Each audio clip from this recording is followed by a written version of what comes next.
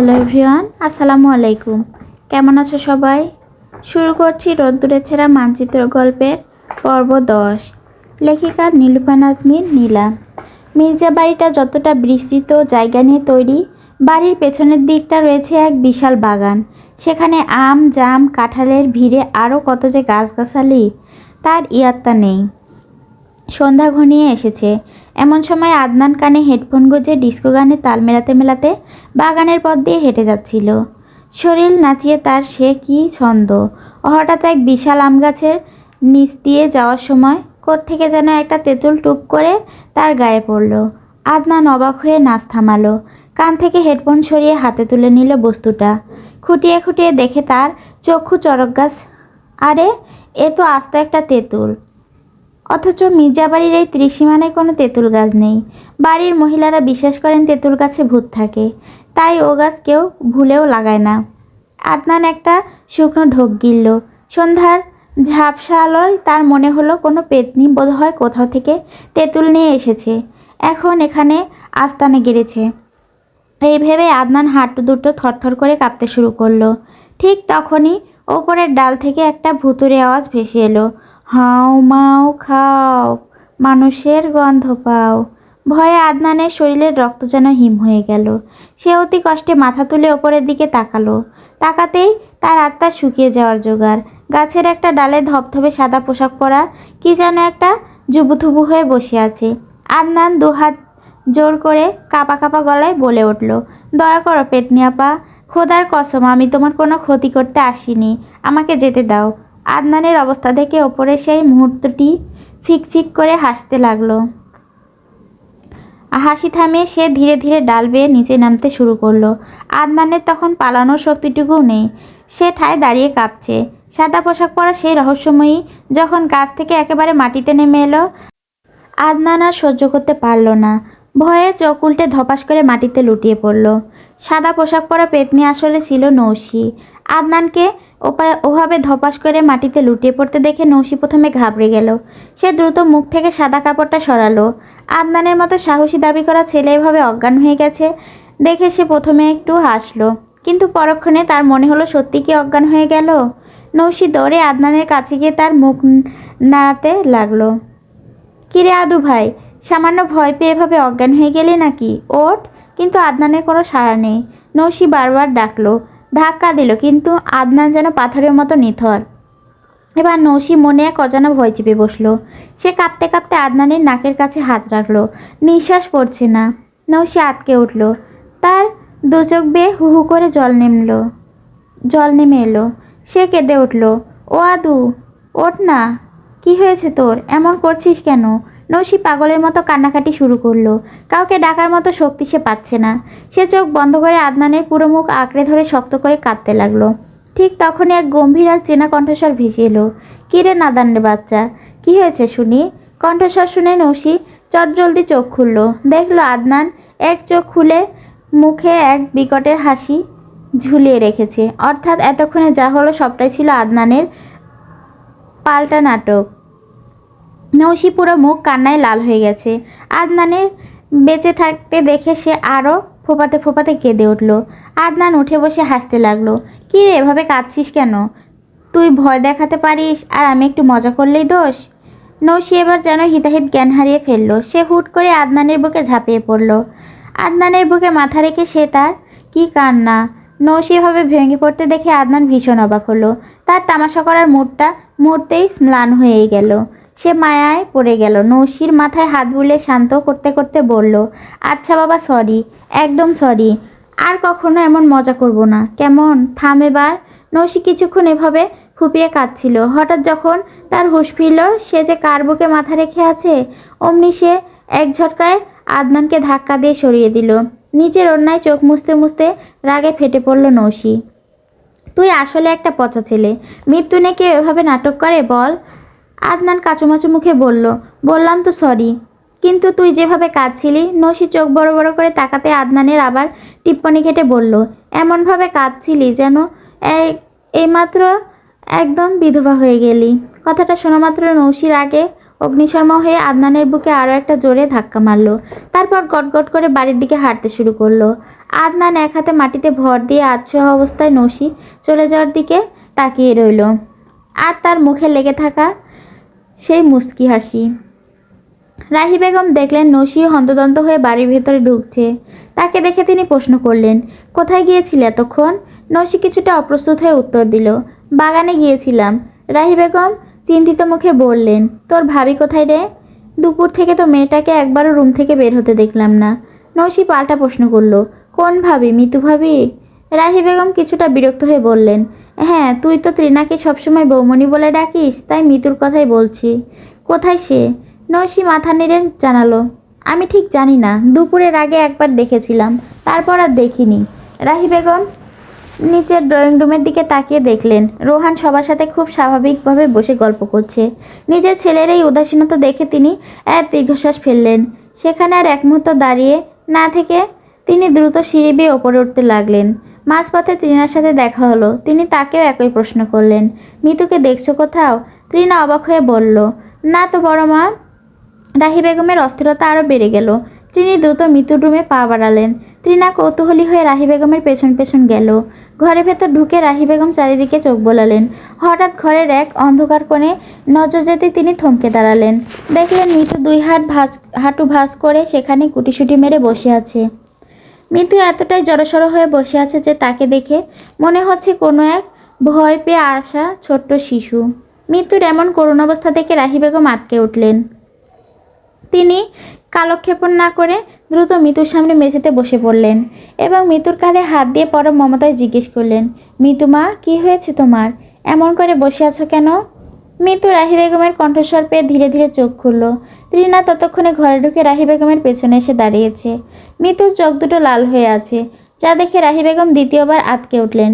তিনি কিছু জিজ্ঞেস করার আগে মিতু অবধ শিশুর মতো রাহি বেগমকে জড়িয়ে ধরে হু হু করে কেঁদে উঠলেন। রাহি বেগম তাকে বুকে টেনে নিয়ে শান্ত করার চেষ্টা করছেন, কিন্তু মিতুর কান্না যেন থামার নয়। তৃণা কিছু বুঝতে পারছে না। তবে মিতুর এই বুক ফাটা আর্তনাদ দেখে তার নিজের চোখও বারবার ভিজে উঠেছে। রাহি বেগম মিতুর মুখটা নিজের হাতের আঁচলায় তুলে পরম মমতায় জিজ্ঞেস করলেন, কি হয়েছে মা? আমায় খুলে বলো। মিতু ভাঙা এবং রুদ্ধ কণ্ঠে বলে উঠল, মা, আমি খুনি। আমি আমার নিজের সন্তানের খুনি। রাহি বেগম মুহূর্তের মধ্যে মিতুর ঠোঁটে আঙুলে চাপ দিয়ে তাকে থামিয়ে দিয়ে বললেন, ব্যাকুল হয়ে বললেন, ছি মা, এসব কি বলছো তুমি? আমরা সবাই জানি সেদিন কি হয়েছিল। তুমি নিজেকে কেন দোষারোপ করছো? মিতু এবার হাহাকার করে বলল, মা, আমি আমার সন্তানকে রক্ষা করতে পারিনি, সব দোষ আমার। আজ রোহান আমাকে বলল আমি নাকি তার রক্তকে ধ্বংস করেছি। ও মা, আপনিই বলুন না, আমি কি সত্যি আমার সন্তানকে মেরেছি? আমি কি সত্যিই খুনি? মিতুর কণ্ঠস্বর যন্ত্রণায় কাঁপছে। রাহি বেগম বারবার চুপ চুপ করতে বললেও মিতু শান্ত হলো না। হঠাৎ তৃণা লক্ষ্য করলো মিতু জোরে জোরে ঘন ঘন শ্বাস নিচ্ছে। তৃণা দ্রুত মিতুকে ধরতে গেল। তৃণার প্রশ্নবোধক দৃষ্টি দেখে রাহি বেগম বললেন, মিতুর শ্বাসকষ্টের সমস্যা আছে। তৃণা চমকে উঠে বলল, বড়মা, দ্রুত মিতু ভাবির নেবুলাইজার নিয়ে আসুন। রাহি বেগম হন্তদন্ত হয়ে চারিদিকে খুঁজলেন, কিন্তু হঠাৎ মনে পড়ল মিতু গতকালই বলেছিল ওষুধ শেষ হয়ে গেছে। তিনি বিফল হয়ে ফিরে আসতে তৃণা চিৎকার করে উঠল, প্লিজ সবাইকে ডাকুন, ভাবিকে এখনই হাসপাতালে নিয়ে যেতে হবে। তৃণা দেখল মিতুর পুরো শরীর কাঁপছে। প্রতিটি নিঃশ্বাস নিতে তাকে রীতিমতো যুদ্ধ করতে হচ্ছে। তৃণা মিতুকে নিজের বুকের সাথে জড়িয়ে ধরল। শান্ত হও ভাবি, কিছু হবে না তোমার। কিন্তু মিতু আচ্ছন্ন অবস্থা বারবার শুধু একটাই কথা বলে যাচ্ছে, আমি খুনি না, আমি আমার সন্তানের খুনি না। রাহি বেগম ওপর থেকে আর্তনাদ করলে সবাইকে ডাকতে শুরু করলেন। সেই চিৎকার শুনে রোহান সবার আগে দৌড়ে ঘরে এলো। ঘরে ঢুকে মিতুর এই মুমূর্ষু অবস্থা দেখে সে থেমে গেল। এক মুহূর্তের জন্য রোহান অনুভব করলো তার বুকের ভেতরটা যেন ভেঙে চুরমার হয়ে যাচ্ছে। সে সব রাগ অভিমান ভুলে দৌড়ে গিয়ে মিতুকে দুই হাতে আগলে ধরল এবং আর্তকণ্ঠে ডাকলো, মিতু, কি হয়েছে তোমার? মিতু, তাকাও আমার দিকে। মিতু ছটপটানি দেখে রোহানের ভেতরটা দুমড়ে মুচড়ে যাচ্ছিল। মিতু অবশ্যই আশার হাতে রোহানের টি শার্ট খামচে ধরে শেষবারের মতো বুক ভরা দম নেওয়ার চেষ্টা করছিল। সাধারণত পুরুষরা সবার সামনে কাঁদে না, কিন্তু আজ রোহানের চোখের বাঁধ ভেঙে গিয়েছে। তার সেই কান্না উপস্থিত কারো চোখ এড়ালো না। এক মুহূর্ত দেরি না করে রোহান মিতুকে পাজা কোলে তুলে হাসপাতালের দিকে ছুটল। মিতুর চোখের দৃষ্টি ক্রমশ ঝাপসা হয়ে আসছিল, আর রোহান বারবার ওর কানে কানে বলছিল, তোমার খুব কষ্ট হচ্ছে তাই না? আর একটু ধৈর্য ধরো মিতু, আমরা পৌঁছে গেছি। অবচেতন অবস্থায় মিতুর চোখ জোড়া বারবার নড়ছিল। সে শুধু একটা কথাই বলতে চাইছিল, আমি খুনি না, আমি আমার সন্তানকে। কিন্তু বাক্যটা পূর্ণ করার আগেই সে নিস্তেজ হয়ে পড়ল। হাসপাতালে পৌঁছানোর কিছুক্ষণের মধ্যেই বাড়ির সবাই হাজির হলো। আরিয়ানও খবর পেয়ে ছুটে এসেছে। মিতুকে তড়িঘড়ি করে ইমার্জেন্সি রুমে নিয়ে যাওয়া হলো। রোহান বাইরের দরজায় কাচের ওপাশে চাতক পাখির মতো চেয়ে আছে।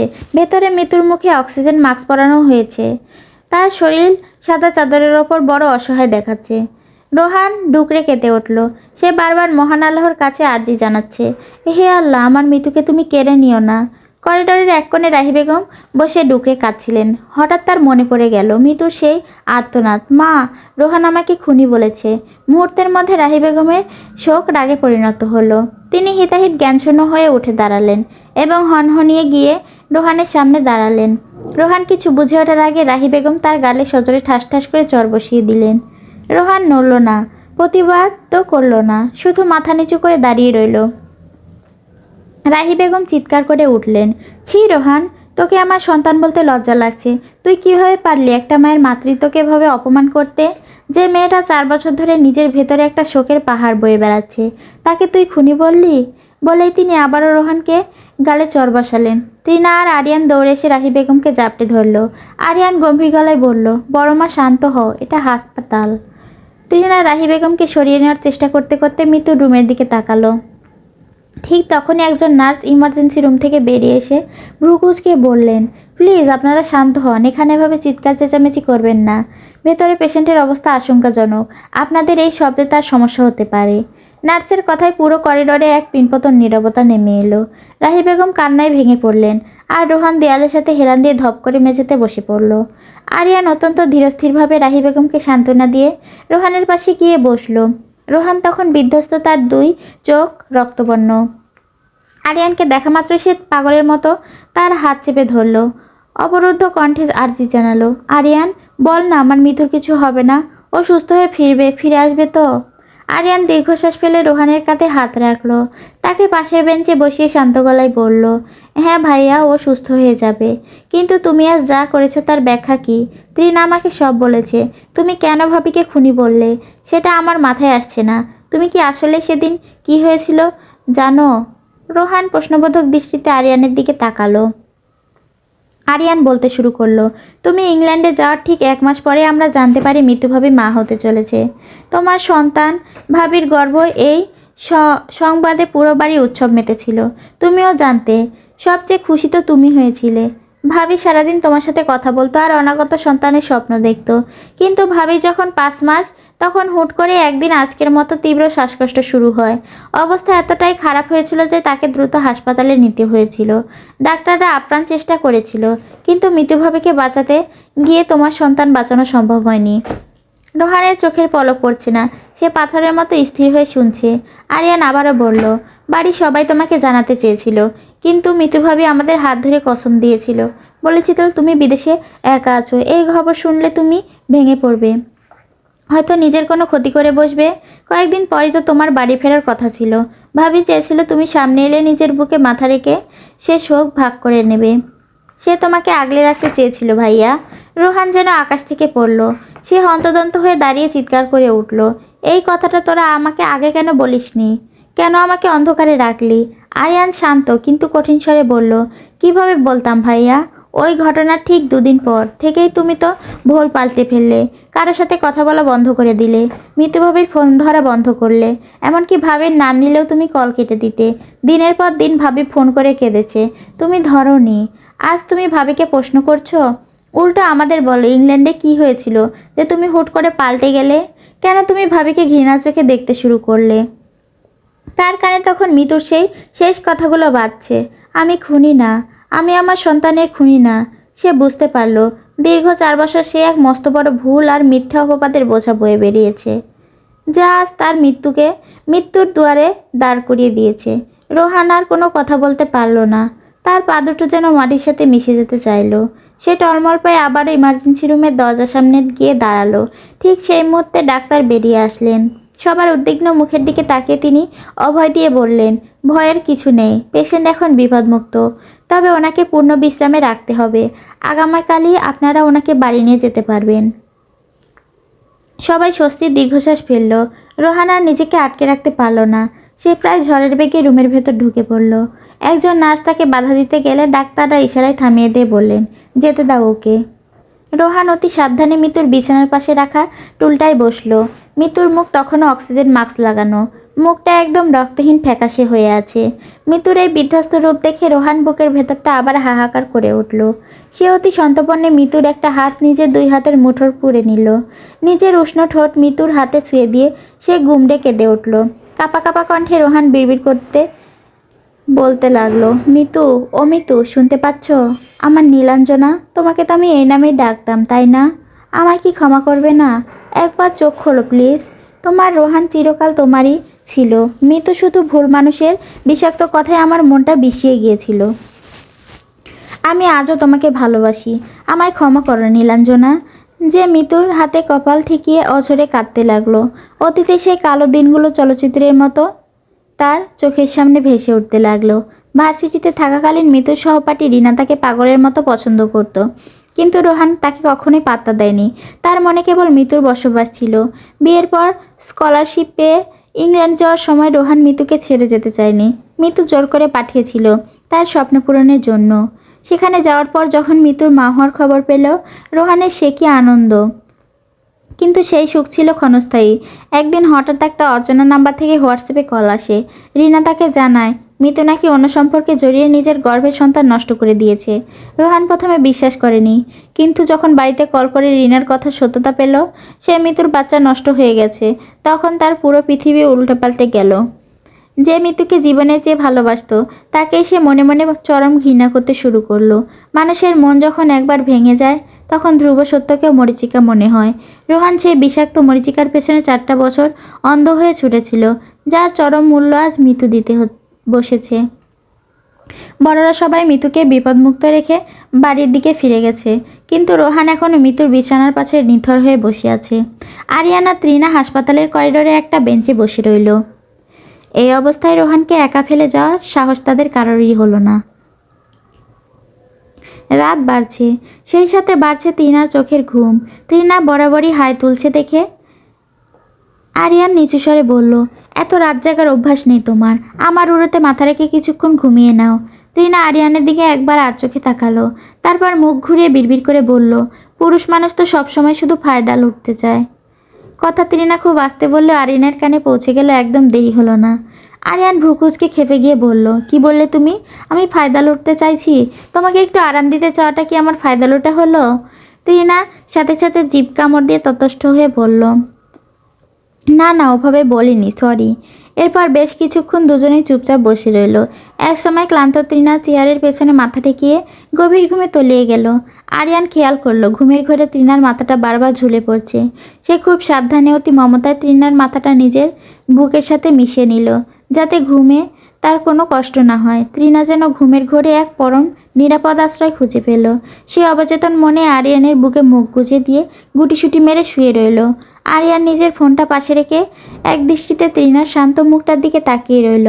এই মুহূর্তে মেয়েটাকে একদম কোনো নিষ্পাপ শিশুর মতো লাগছে, কিন্তু এলোমেলো চুলগুলো ত্রিনার কপালে আর গালে এসে পড়ছে।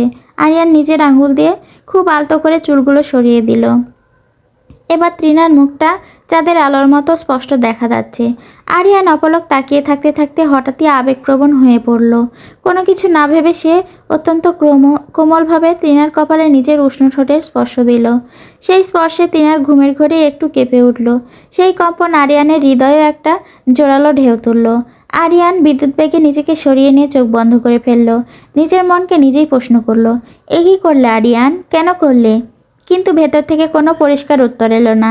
শুধু এক অদ্ভুত ভালো লাগার অনুভূতি সারা শরীরে ছড়িয়ে পড়ল।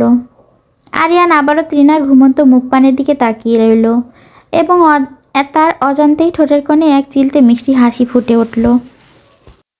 পরদিন দুপুরের দিকে মিতুকে হাসপাতাল থেকে ডিসচার্জ করে দেওয়া হলো।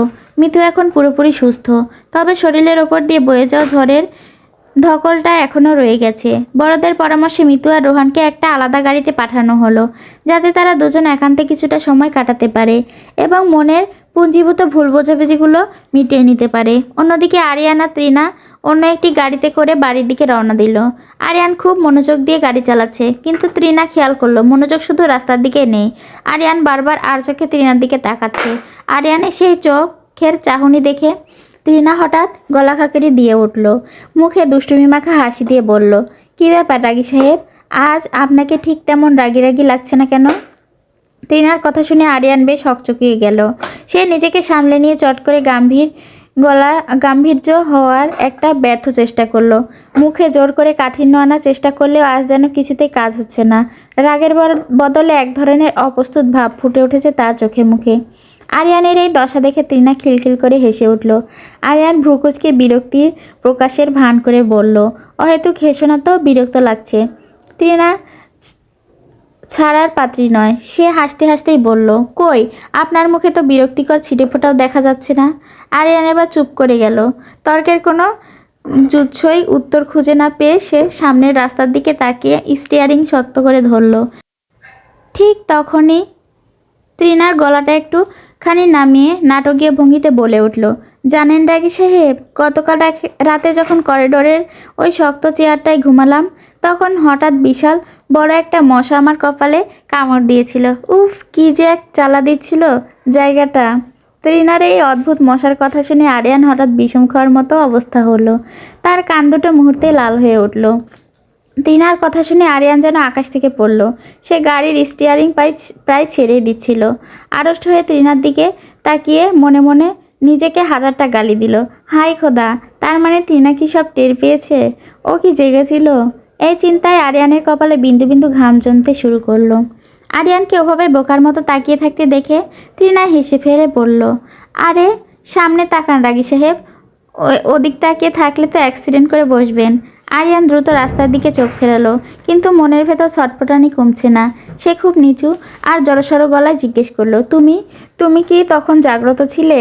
তৃণা খুব স্বাভাবিক ভঙ্গিতে নিজের কপালের একপাশে আঙুল দিয়ে দেখিয়ে বলল, হ্যাঁ দেখুন, এই দেখুন না, দেখুন কত বড় একটা লাল দাগ হয়ে আছে।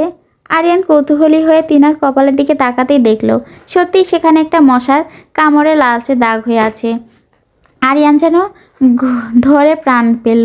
সে লম্বা একটা শ্বাস ফেলে অবাক হয়ে বলল, তার মানে তুমি সত্যিই মশার কথা বলছিলে?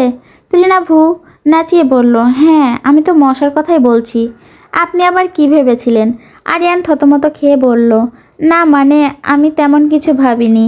তৃণা এবার সন্দেহী দৃষ্টিতে আরিয়ানের দিকে তাকিয়ে বলল, ডালমে কুচ কালা হে, কিছু একটা তো হয়েছেই। নাকি আপনি সুযোগ পেয়ে কোনো অসৎ কাজ করেছেন, কোনটা?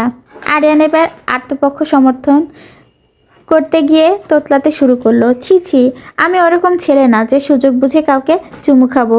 কথাটা মুখ দিয়ে বেরোতেই আরিয়ানের মনে হলো, পৃথিবীর মাটি যদি এখন ফাঁক হতো তাহলে সে ভেতরে ঢুকে যেত। তৃণা চোখ বড় বড় করে তাকিয়ে আছে। সে একগাল হাসি চেপে ধরে বলল, আমি কখন চুমুর কথা বললাম রাগী সাহেব? আরিয়ান মুখটা তখন দেখার মতো হয়েছে।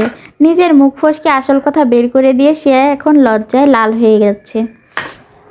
পরিস্থিতি সামলাতে সে চটজলতি প্রসঙ্গ ঘুরিয়ে বলল, অনেক বেলা হয়েছে, চলো সামনে ওই রেস্টুরেন্ট থেকে কিছু খেয়ে আসি, ভীষণ খিদে পেয়েছে আমার। তৃণা আর কথা বাড়ালো না, সে শুধু জানালার বাইরে তাকিয়ে মুচকি হাসল। রোহানের নিজের ড্রাইভিং লাইসেন্স সাথে নেই, তাই ড্রাইভার গাড়ি চালাচ্ছে। রোহান আর মিতু পেছনে সিটে বসেছে। তবে মিতু ইচ্ছে করেই রোহানের থেকে অনেকটা দূরত্ব বজায় রেখে জানালার ধার ঘেঁষে বসেছে। মাঝখানের ফাঁকা জায়গাটা যেন তাদের 4 বছরের দীর্ঘ বিচ্ছেদের এক নীরব সাক্ষী। মিতু জানালার কাছ নামিয়ে গালে হাত দিয়ে বাইরের দিকে তাকিয়ে আছে। তার চোখে মুখে এক অদ্ভুত শূন্যতা। হাসপাতালে সেই ধকল কাটিয়ে উঠলেও মনের ভেতর জমে থাকা অভিমানগুলো এখনও পাহাড়ের মতো অটল। মিতু একবারের জন্য রোহানের দিকে ফিরে তাকায়নি, একটি শব্দ উচ্চারণ করেনি। রোহান অপলক মিতুর দিকে তাকিয়ে আছে। মিতুর চুলগুলো একটা হেয়ার ক্লিপ দিয়ে খুব যত্ন করে আটকানো, অথচ রোহান খুব ভালো করে জানে মিতু আগে কখনো তার সামনে চুল বাঁধত না। সে জানতো রোহান তার খোলা চুল খুব পছন্দ করে। রোহান নিজেকে আর সামলাতে পারল না। সে মিতুর একটু কাছে সরে গিয়ে আলতো করে ক্লিপটা খুলে দিল। সাথে সাথে রেশমি চুলগুলো অবাধ্য হয়ে বাতাসে উঠতে শুরু করলো এবং রোহানের চোখে মুখে এসে আছড়ে পড়ল। মিতু চমকে নিজের ভাবনা জগৎ থেকে ফিরে তাকালো রোহানের দিকে। রোহানের চোখে তখন এক চিলতে অপরাধবোধ মাখামাখি। সে ভেবেছিল মিতু হয়তো আগের মতো দুষ্টুমি করে রেগে যাবে, কিন্তু মিতুর দৃষ্টি আজ বরফের মতো শীতল। সে রোহানের দিকে এমনভাবে তাকালো যেন কোনো অচেনা মানুষের কর্মকাণ্ড দেখছে। মিতু কোনো প্রতিবাদ করলো না, কোনো প্রশ্নও করলো না, শুধু নিস্পৃহ দৃষ্টিতে আবারও বাইরের দিকে ফিরে বসলো। রোহানের ঠোঁটের কোণের হাসিটা নিমিষেই মিলিয়ে গেল, তবে সে হাল ছাড়ল না। একটু সাহস সঞ্চয় করে বলল, মিতু চলো না, একটু সামনেই তো তোমার সেই প্রিয় পার্কটা, চলো ওখান থেকে একটু ঘুরে যাই। মিতু কিছুক্ষণ পাথর হয়ে বসে থেকে তাচ্ছিল্যে সুরে বলল, বাবা আমার পছন্দ দেখি তোমার এখনও মনে আছে। রোহান কোনো উত্তর খুঁজে পেল না, চুপ করে রইল। কয়েক মুহূর্ত পর সে আবারও মিনমিনে গলায় বলল, চলো না মিতু যাই প্লিজ।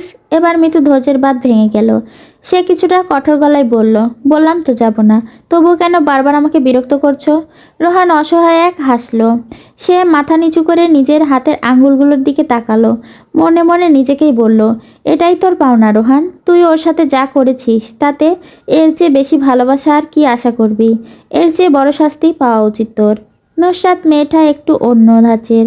হোস্টেলের বাকি 4টি মেয়ে যখন ফোনে তাদের বয়ফ্রেন্ডের সাথে মিষ্টি আলাপে মশগুল কিংবা গালগল্পে মগ্ন, নুসরাত তখন হেসেল সামলায় আর এক মনে বই পড়ে। পড়াশোনার প্রতি তার টানটা একটু বেশি।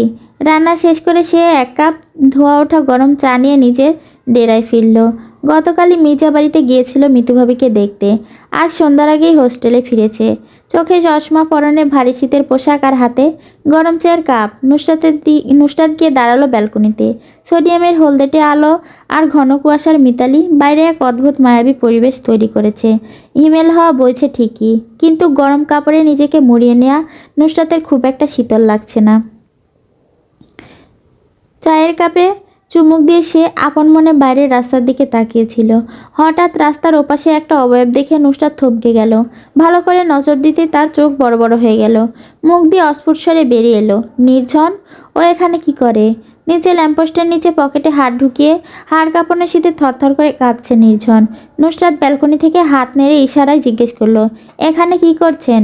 নির্ঝন ওপরের দিকে তাকিয়ে হাসলো, তারপর ইশারায় নুসরাতকে নিচে আসতে বলল। নুসরাত মাথা নেড়ে সোজা না করে দিল। নিচে যাওয়ার কোনো প্রশ্নই আসে না, কিন্তু নির্ঝনও বড্ড একঘেয়ে। সে পাশে থাকা ইটের তৈরি একটা বেঞ্চে বসলো, কিন্তু কুয়াশায় ভিজে থাকা সেই বেঞ্চটি বরফের মতো ঠান্ডা হয়ে আছে। ছ্যাদ করে ওঠায় সে আবারও লাফিয়ে উঠে দাঁড়ালো। ওপর থেকে নির্ঝনের এই কাণ্ড দেখে নুসরাত হাসি চেপে রাখতে পারল না। নির্ঝন আবারও কাচুমাচু মুখে ইশারায় বোঝালো, প্লিজ একটু নিচে আসুন, খুব জরুরি দরকার। নুসরাত শেষমেশ নিজেকে আর আটকে রাখতে পারল না। এক অদৃশ্য মায়া শিকল যেন তাকে ব্যালকনি থেকে নিচের গেটের দিকে টেনে নিয়ে গেল। ঘর থেকে বের হওয়ার আগেই গায়ে বাড়তি একটা চাদর ভালো করে জড়িয়ে নিল সে। নুসরাত নিচে নামতে নির্ঝরের উজ্জ্বল মুখটা চোখে পড়ল। ছেলেটা হাসিটা বড্ড ছোঁয়াচে। নুসরাতকে দেখেই সে এগিয়ে এলো এবং তার সেই চিরচেনা ঢঙে ডেকে উঠল, চশমাওয়ালি ম্যাডাম, কী অবস্থা আপনার? 2 দিন ধরে যে আপনার কোনো পাত্তা নেই। নুসরাত ভ্রুকুঁচকে শাসনের সুরে বলল, আমার কথা বাদ দিন, আগে বলুন এই হাড় কাঁপানো শীতের মধ্যে এখানে কি করছেন আপনি? নুসরাত লক্ষ্য করল নির্ঝনের হাঁটু দুটো কাঁপছে, কিন্তু সে নুসরাতের সামনে নিজেকে খুব শক্ত দেখানোর আপ্রাণ চেষ্টা করছে। নির্ঝন একটু হেসে বলল, কি করব বলুন ম্যাডাম, মনটা বড্ড উতাল পাতাল করছিল আপনাকে দেখার জন্য। সন্ধ্যা থেকে এখানে দাঁড়িয়ে আপনার অপেক্ষার পথ চেয়ে আছি। নুসরাত কী বলবে ভেবে পেল না, চুপচাপ দাঁড়িয়ে রইল। নির্ঝন লক্ষ্য করলো কুয়াশা আর নুসরাতের সাদা ফ্রেমে চশমাটা ঝাপসা হয়ে গেছে। সে হুট করে নুসরাতের চোখ থেকে চশমাটা ছিনিয়ে নিল। নুসরাত অবাক হয়ে বলল, আরে কি করছেন কি? নির্ঝন কোনো কথা না বলে নিজের শার্টের নিচের অংশ দিয়ে খুব যত্ন করে চশমার কাচ দুটো মুছে দিল। আনমনে বিড়বিড় করে বলল, ঠিক এভাবে সারা জীবন আপনাকে আগলে আর যত্নে রাখতে চাই চশমাওয়ালি ম্যাডাম, থাকবেন তো? নির্ঝনের এমন সহজ আর মিষ্টি কথায় নুসরাত আরও গম্ভীর থাকতে পারল না, ঠিক করে হেসে ফেলল। নির্ঝন তড়িঘড়ি করে বুকে হাত রেখে বলল, উফ, এভাবে হাসবেন না ম্যাডাম, সরাসরি বুকে গিয়ে লাগে। নুসরাত হাসি থামিয়ে বলল, অনেক নাটক হয়েছে, এবার কি আমি যেতে পারি? নিঝান বাধ্য ছেলের মতো মাথা নেড়ে সায় জানালো। যান। নুসরাত পেছন ফিরে কয়েক কদম যেতেই হঠাৎ কী ভেবে দাঁড়িয়ে পড়ল। পেছন থেকে তাকিয়ে দেখলো নিঝান তখনও এক জায়গায় স্থির হয়ে ওর চলে যাওয়া দেখছে। নুসরাত আবারও ওর কাছে এগিয়ে গেল।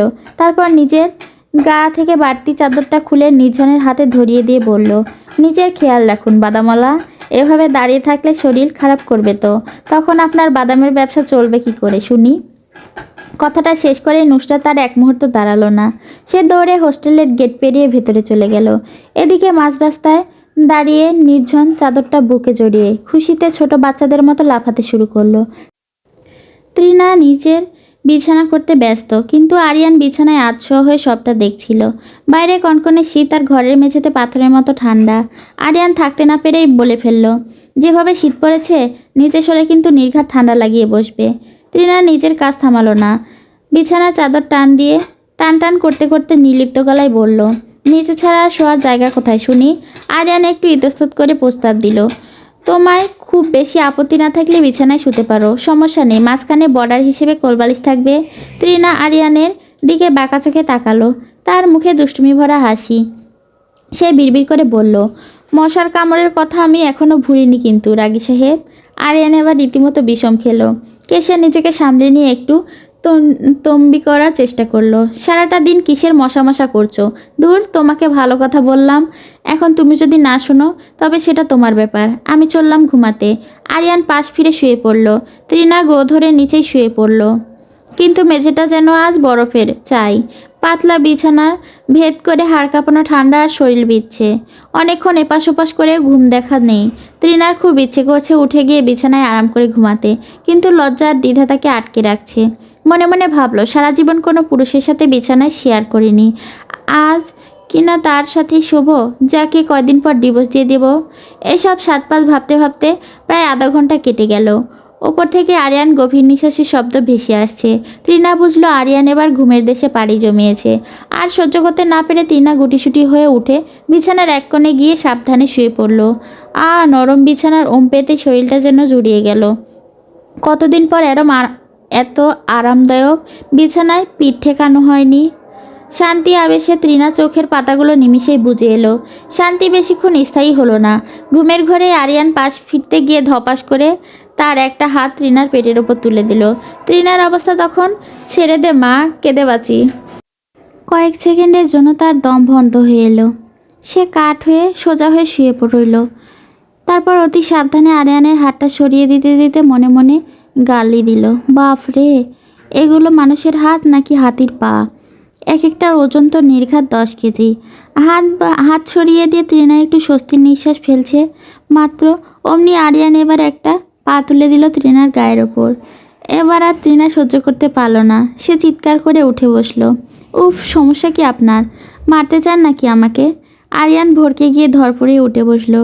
চোখ কসলাতে কসলাতে যখন দেখলো তৃণা তার বিছানায়, সে আকাশ থেকে পড়ার ভান করে বলল, ছি ছি, তোমার একটুও লজ্জা করে না? একটা পরপুরুষের সম্মান নষ্ট করার জন্য এভাবে বিছানায় উঠে আসলে? তৃণা চোখ তখন চড়ক গাছ। এই লোক কি বলে? সে তেড়ে উঠে বলল, একদম ফালতু কথা বলবেন না বলে দিচ্ছি। আমি শুধু একটু শান্তিতে ঘুমাতে এসেছিলাম। আর সম্মান তো আপনি নষ্ট করছেন। বারবার আপনার ওই হাতির মতো হাত পা আমার ওপর ছুঁড়ে মারছেন কেন? আরিয়ান কাচুমাচু মুখে পাল্টা যুক্তি দিল, জি না, আমি এসব অকাজ করি না। প্রথমে তো কত করে বললাম শোয়ার জন্য, তখন তো আসলে না। এখন চোরের মতো কেন আসলে? তৃণা চরম বিরক্তি নিয়ে বিছানা থেকে নেমে যেতে নিল। আরিয়ান হঠাৎ নরম সুরে বলল, আচ্ছা সরি, চলো মাঝখানে কোলবালিশটা দিয়ে দিচ্ছি, এবার আর সমস্যা হবে না। বলে আরিয়ান তড়িঘড়ি করে মাঝখানে কোলবালিশ বসিয়ে দিল এবং নিজের অন্য পাশ ফিরে শুয়ে পড়ল। ঘরের বাতি নিভে গেছে, শুধু অন্ধকার আর হিমেল রাত। তৃণা কোলবালিশের ওপাশে শুয়ে থাকা আরিয়ানের চওড়া পিঠের দিকে তাকিয়ে দীর্ঘশ্বাস ফেলল। মনে মনে বিড়বিড় করে বলল, এতটা ভালো ব্যবহার করবেন না রাগী সাহেব। আমি যে বড্ড ভালোবাসার কাঙাল। কখন জানি আপনার ওপর মায়া পড়ে যায়, কখন জানি এই রাগী মানুষটাকে ভালোবেসে ফেলি। সেই ভয়েই তো আমি তটস্থ হয়ে থাকি।